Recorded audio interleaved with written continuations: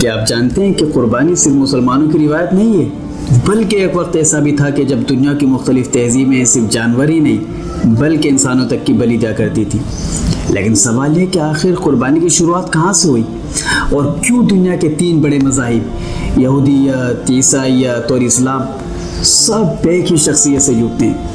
آج کی ویڈیو میں ہم قربانی کی پوری تاریخ جانیں گے، ایسی باتیں جو شاید آپ نے پہلے کبھی نہ سنی ہوں۔ قربانی کا تصور کوئی نئی چیز نہیں ہے، یہ صرف مسلمانوں تک بھی محدود نہیں بلکہ ہزاروں سال سے دنیا کی مختلف تہذیب اور مذاہب کا حصہ رہا ہے۔ پرانے زمانے میں لوگ یہ مانتے تھے کہ قربانی دینے سے وہ خدا کے قریب ہو سکتے ہیں، اپنی نعمتوں کا شکر ادا کر سکتے ہیں یا اپنے گناہ کی معافی حاصل کر سکتے ہیں۔ کئی پرانی تہذیبوں میں جانوروں کی قربانی ایک عام مذہبی رسم تھی۔ مثال کے طور پر یونانی تہذیب میں اپنے اپنے عقائد کے حساب سے مختلف دیوتاؤں کے لیے الگ الگ جانور قربان کیے جاتے تھے۔ کہیں سورج کے دیوتا کے لیے گھوڑے قربان ہوتے تھے تو کہیں ایگریکلچر کی دیوی کے لیے جانور پیش کیے جاتے۔ اسی طرح بادشاہی تہذیبوں میں لوگ اپنی دیویوں کے نام پر جانور قربان کرتے تھے اور پھر اسے مل بیٹھ کر کھاتے تاکہ وہ اسے ایک مقدس عمل سمجھ سکیں۔ لیکن یہاں ایک حیران کن حقیقت بھی ہے، تاریخ میں کچھ قومیں ایسی بھی گزری ہیں جو انسانوں کی قربانی دیا کرتی تھی۔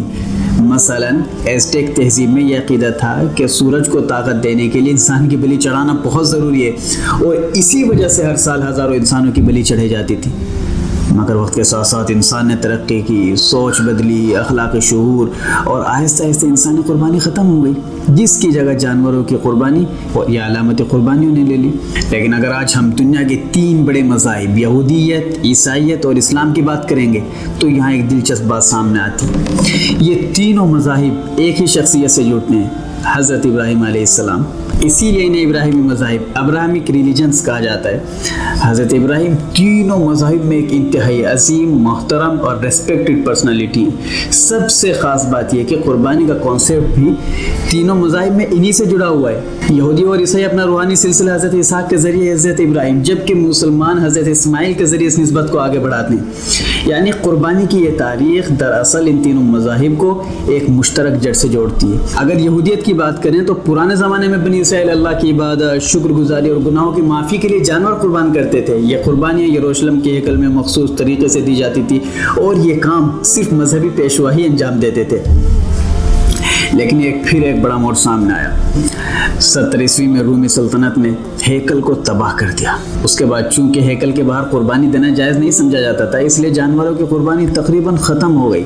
پھر یہودی علماء نے عبادت، دعا، توبہ اور نیک اعمال کو قربانی کا متبادل قرار دیا۔ عیسائیت میں بھی قربانی کا تصور موجود ہے، لیکن وہاں اسے ایک مختلف انداز میں دیکھا جاتا ہے اور وقت کے ساتھ جانوروں کی قربانی کا سلسلہ ختم ہو گیا۔ اب آتے ہیں اسلام کی طرف۔ اسلام میں قربانی صرف جانور ذبح کرنے کا نام نہیں ہے بلکہ حضرت ابراہیم اور حضرت اسماعیل علیہ السلام کی بے مثال اطاعت اور قربانی کی یاد ہے۔